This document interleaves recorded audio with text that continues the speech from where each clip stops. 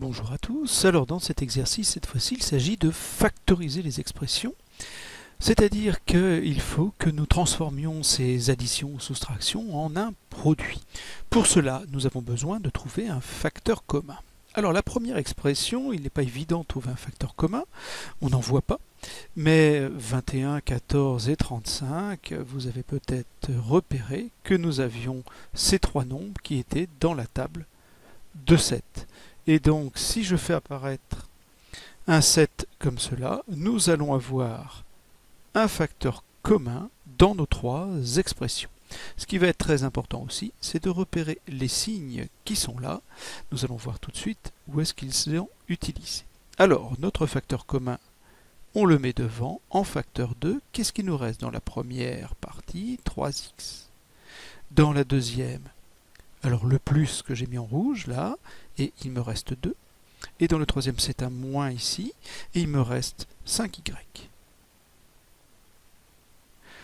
Je ne peux rien calculer dans ma parenthèse, puisque j'ai des x, des y, je ne peux pas les ajouter ou les soustraire, je ne veux pas ajouter 2 tout seul non plus. J'ai terminé mon expression du A. Pour le B, nous avons donc un premier morceau ici, un deuxième ici. Il faut que je trouve un facteur commun dans chacune de ces expressions, ces morceaux d'expression. Bon, mon facteur commun, il est assez évident. J'ai 3x plus 5 qui est un facteur commun. C'est ce que je vais donc utiliser comme facteur commun pour factoriser mon expression. 3x plus 5, c'est entre parenthèses pour bien montrer que ces nombres sont liés. Alors, multiplié par, et qu'est-ce qui me reste dans la première partie? Il me reste mon 7. Je vous l'ai dit tout à l'heure, qui était très important, c'est le signe qui est là. Donc, c'est un moins. Et qu'est-ce qui me reste dans la deuxième partie? Le 2. Est-ce que je peux faire des calculs dans les parenthèses? Oui. Dans la deuxième, je peux parfaitement calculer 7 moins 2 qui fait 5. On n'a plus besoin de parenthèses, on l'écrira comme ça, et même on aura plutôt tendance à écrire le 5 devant. On lira 5 facteurs de 3x plus 5. Alors ici, pour le C, nous avons une expression qui est composée de deux grandes parties. Ceux-là qui sont liés par la multiplication qui est là, ceux-là liés aussi par la multiplication qui est là, et entre les deux, nous avons une addition. Alors, il faut que je trouve un facteur commun, il est assez évident, on le voit. 4x moins 5 apparaît dans les deux parties de mon expression. Donc je mets mon facteur commun devant. Facteur 2, là je vais mettre un crochet, parce que il me reste ici une parenthèse qui est 2x plus 7. Le signe, c'est celui que j'avais mis en rouge ici, plus, et il me reste dans la deuxième 4 moins x. Je vais maintenant simplement m'occuper de calculer ce qui peut l'être dans mon crochet, donc je vais avoir une grande parenthèse. Ce 2x plus 7 n'est précédé de rien, donc c'est en fait un plus, et donc cette parenthèse ne sert à rien. La deuxième parenthèse ici est précédée d'un plus, donc là aussi, elle ne sert absolument à rien.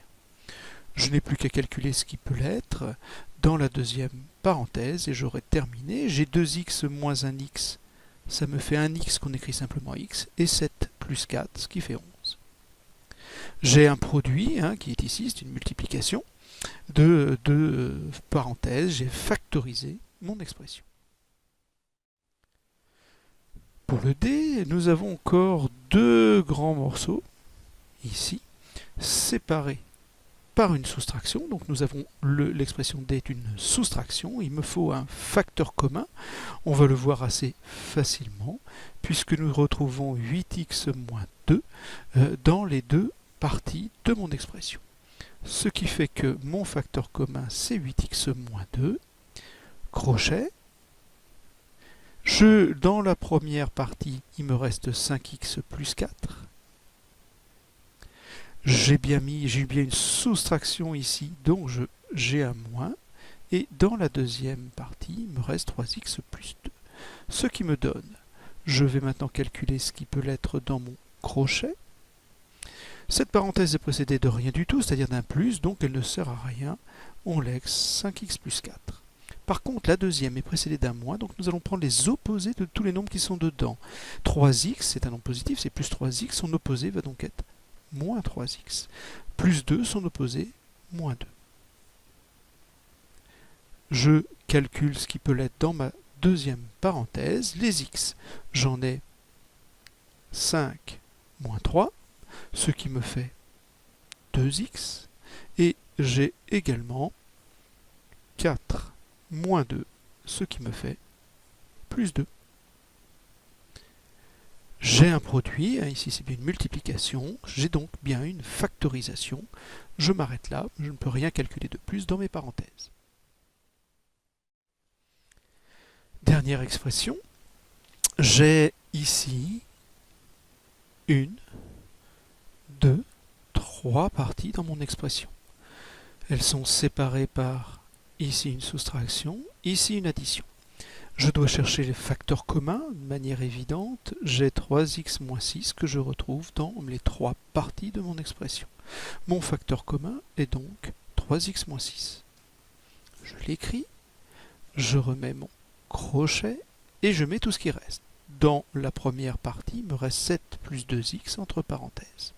Ensuite, c'est bien une soustraction. Et il me reste dans la deuxième 4 moins 3x. Ensuite, c'est une addition, rouge ici, et il me reste simplement le 6 dans la deuxième. Je n'ai plus qu'à calculer ce qu'il y a dans mon crochet, en enlevant d'abord les parenthèses intérieures. Celle-ci est précédée de rien du tout, donc elle ne sert à rien. C'est 7 plus 2x. Celle-là, j'ai un moins.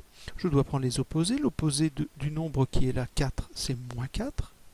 L'opposé de moins 3x, c'est plus 3x. Et je n'oublie pas mon plus 6. Je regarde maintenant la deuxième parenthèse, si je peux encore effectuer quelques calculs. Les x, j'en ai 2 et 3. Et puis je vais avoir aussi les nombres sans x que je vais pouvoir calculer. J'en aurai fini. 2x et 3x, ça m'en fait donc 5. 7 moins 4, ça me fait 3, plus 6, ça me fait 9. J'ai un produit, ici c'est une multiplication, j'ai une factorisation. J'ai terminé cet exercice.